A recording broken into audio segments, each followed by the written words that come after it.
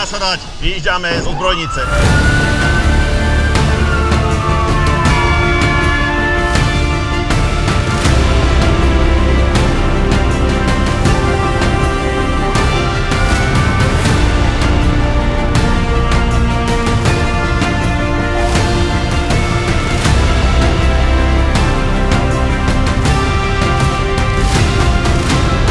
Dnešné cvičenie bolo na základe žiadosti dobrovoľnej civilnej ochrany, ktorá nás požiadala o poskytnutie priestorov našej spoločnosti na základe precvičenia, zásahu, úniku nebezpečnej látky s tým, že sa preveria schopnosti našho dobrovoľného hasičského závodného zboru a súčinnosťou z ďalších jednotiek ministerstva vnútra.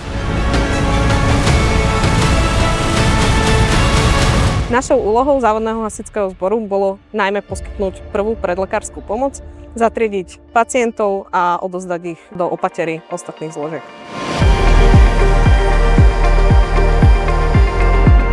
Boli tu na týmy z Rakúska, z Poľska, Čiech a viac menej všetky zložky, ktoré mohli zasahovať tu na v okolí z dobrovoľných hasičských zborov, ktoré poskytujú aj techniku v prípade požiarov a iných závažných udalostí na Slovensku.